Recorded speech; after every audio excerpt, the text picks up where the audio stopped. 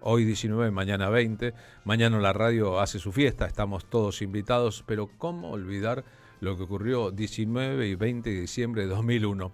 Recuerdo una cálida y larga conversación un día con Pino Solanas, que ya no está, que hizo un cine imprescindible para entender la militancia política, la Argentina, los puntos de vista posibles sobre la realidad, una obra tan grande, sobre todo al final de su vida, cuando sintió que los tiempos se le iban achicando, pero que la capacidad tecnológica le daba posibilidades de filmar mucho más que antes y de manera más liviana y con cámaras portables, y saliendo él mismo a la calle, que me contó que lo primero que le ocurrió el 19 y 20 de diciembre, cuando por televisión, en la casa en que vivía, en el conurbano norte de la provincia de Buenos Aires, cuando vio lo que acontecía en el centro, tuvo el reflejo del reportero, el reflejo del documentalista, salió con una cámara a la calle a registrar una sociedad que se revelaba, piquetes y cacerolas, todo ese universo, en un momento clave de la historia, intentando que no progresara un gobierno tan horrible como el de Fernando de la Rúa. En memoria del saqueo, este es un fragmento de la cobertura que él mismo hizo del 19 y 20 de diciembre, con su propia narración. Pino dice que la pueblada de aquel momento, estamos cumpliendo hoy el aniversario 23 de aquellos días, se pareció mucho al cordobazo, se pareció al 17 de octubre del 45.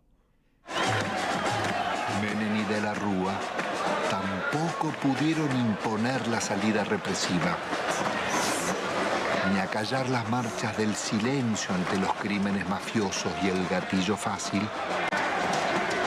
ni frenar la permanente acción de las madres, abuelas e hijos de desaparecidos. Se los impidió otra historia, la de miles de luchas y movilizaciones de resistencia del movimiento social desarrollado durante la década. Organizaciones territoriales, piqueteros, comedores y asambleas barriales, ocupaciones de tierras y asentamientos, la Gran Marcha Federal y cientos de otras marchas y paros nacionales, el CTA, las fábricas recuperadas por los trabajadores, las continuas protestas de jubilados, las mujeres rurales en lucha, estudiantes, ahorristas, comerciantes y artistas, culminaron en esa pueblada espontánea de diciembre que, como el 17 de octubre o el cordobazo, cambiarían la historia argentina.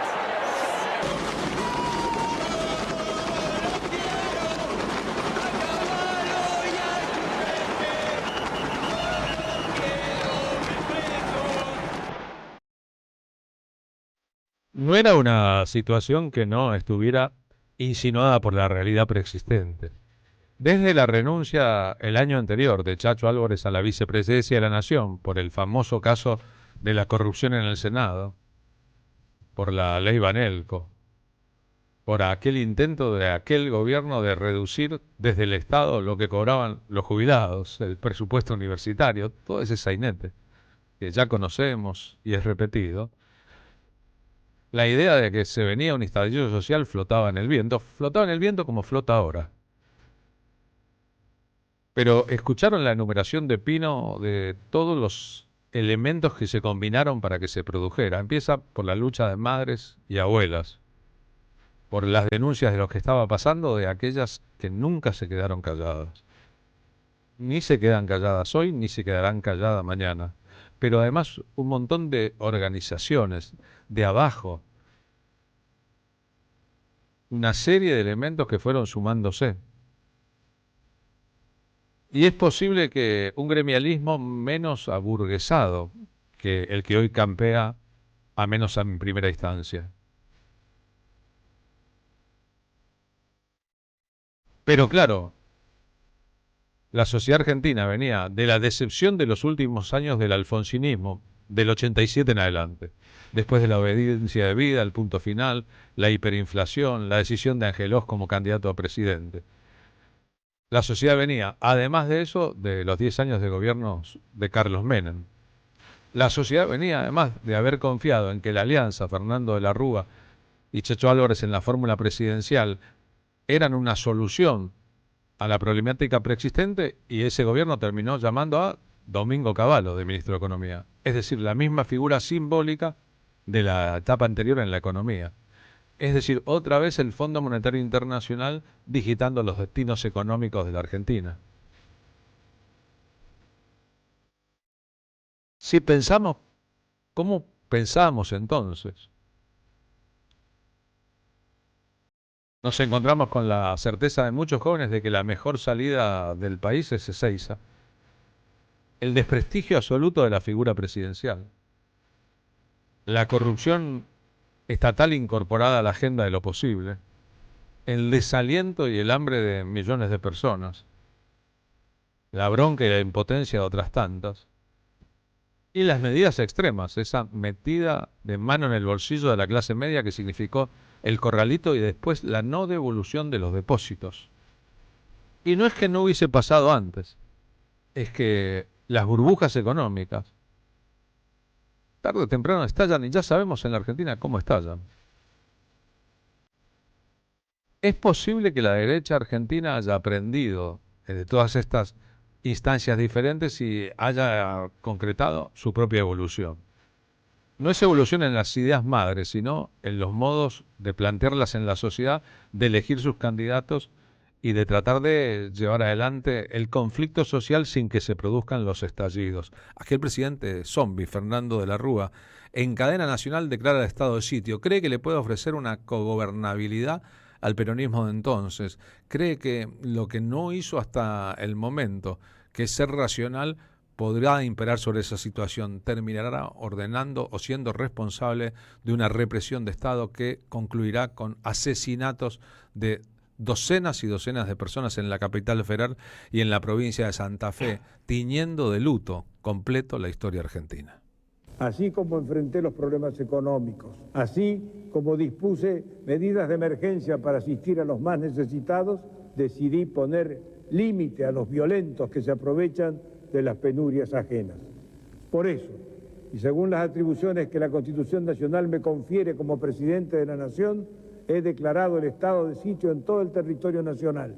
Conmino a los que están ejerciendo violencia a cesar en sus actos. Como lo dije muchas veces, la situación requiere además de un amplio y responsable consenso para lograr las soluciones. Por eso convoco una vez más a los partidos políticos, a los gobernadores provinciales y a los bloques legislativos del Congreso Nacional para acordar las decisiones que exige la hora. Los problemas hay que afrontarlos y eso estamos haciendo. Como en todo su gobierno, la impericia de Fernando de la Rúa es la calle. Estaba en la calle dando el combate que una madre de Plaza de Mayo podía dar, acompañando a los pibes, a los no tan pibes, a los ahorristas, a los piqueteros, que se jugaban la vida para tratar de cambiar el orden de lo posible. ¿A dónde está el comisario? ¡Malditos! ¡Ojo con lo que hagas, ¡Ojo con lo que hagas! No le vayas a pegar, ¡Que no le pegues al periodista! ¿Pero qué se creen ustedes? ¡Por favor! ¿Dónde está el comisario? ¡No te dejes tocar, pibe! ¿Dónde está el comisario? Eso es lo que está bien. Ya usted se está burlando. Yo quiero saber dónde está la gente que se detuvo acá en esta ciudad.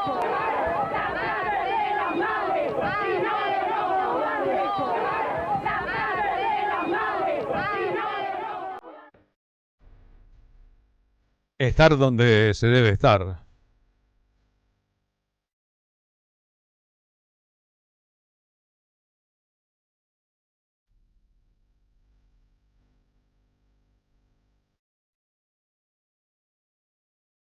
Es imposible pensar ese momento solo desde el punto de vista de la épica de una sociedad sublevada contra un poder innoble y el reemplazo de ese poder innoble por aquel que, habiendo perdido la elección anterior, Eduardo Duhalde, había quedado con la sangre en el ojo. Sin embargo, la transición que implicó el gobierno del pequeño Duhalde empezó a terminar con otro caso de represión ilegal del Estado, los asesinatos de Costec y Santillán. Es decir, que el problema era un poco más grande que la representación política en el poder ejecutivo de la nación. Era la subsistencia de los métodos represivos de la peor época de la historia argentina en la democracia. No sé si recuerdan que al principio del gobierno de la Alianza, el hoy muy progresista Federico Storani, como ministro del Interior, mandó a reprimir en un puente de Corrientes una protesta popular y hubo 2 muertos. Recién empezaba ese gobierno. Es decir, pueden cambiar los gobiernos y continuar las políticas estatales de represión. El gobierno subsiguiente, el que vino después de Duhalde, el de Néstor Kirchner, entre otras cosas, terminaría con la represión del conflicto popular, cualquiera fuese la dimensión de ese conflicto popular. Es la era que concluye cuando Macri en 2016 asume la presidencia de la Nación. Pero ¿cómo estábamos en aquel momento?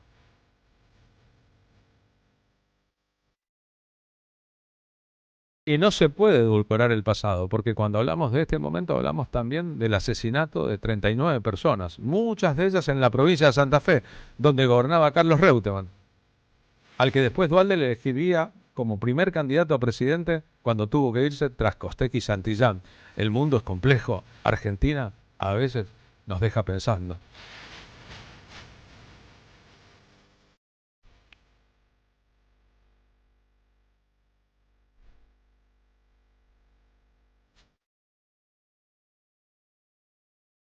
Mucho tiempo después, Eve Bonafini recordando el 19 y 20 de diciembre de 2001.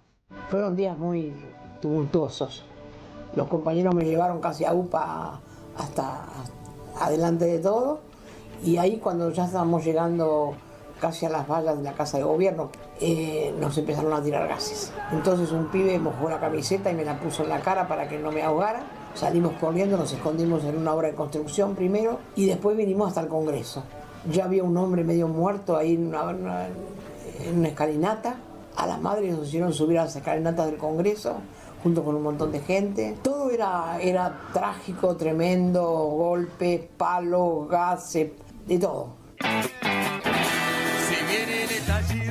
¿Qué mes de diciembre, no?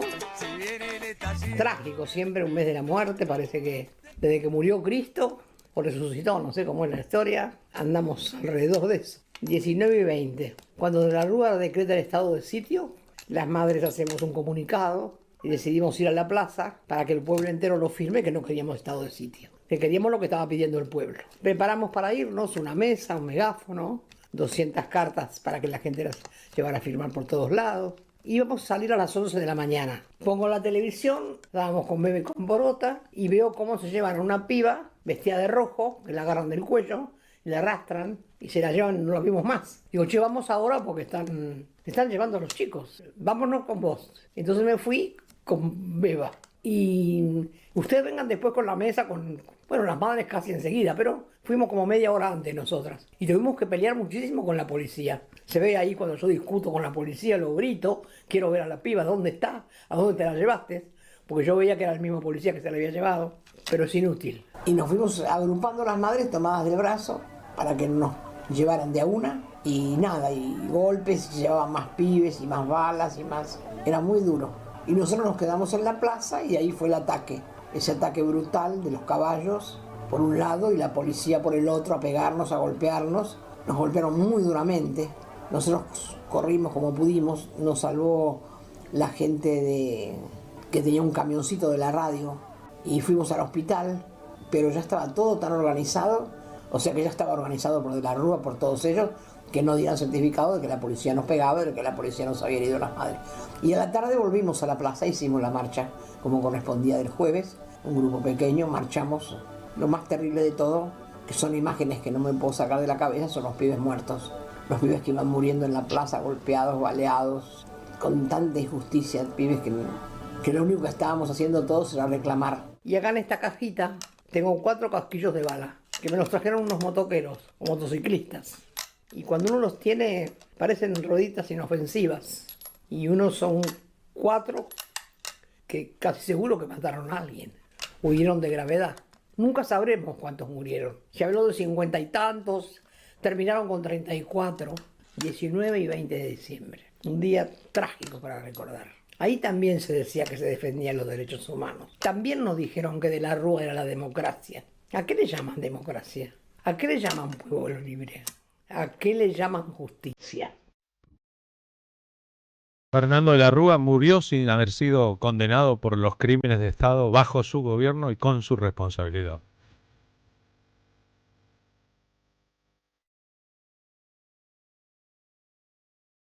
En la capital federal, el gobierno de Ibarra concluyó con la renuncia previo al juicio político del titular del Poder Ejecutivo después de Cromañón. Eso permitió el ascenso posterior al poder de Mauricio Macri.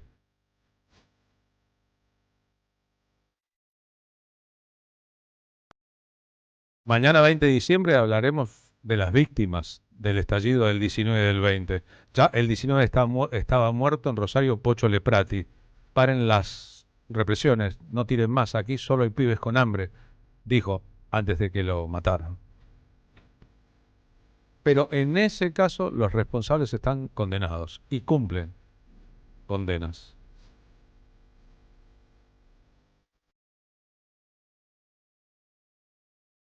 Eve Bonafini tenía 73 años en aquel momento. Estamos compartiendo en el canal de la M530 en YouTube las imágenes de las madres, la policía cargando contra las madres de Plaza de Mayo, la resistencia de los jóvenes, esa escena espantosa y sin embargo necesaria para que las mayorías entendieran por fin de qué se trataba aquella circunstancia de la historia que demoraría todavía unos años en enderezarse un poquito así.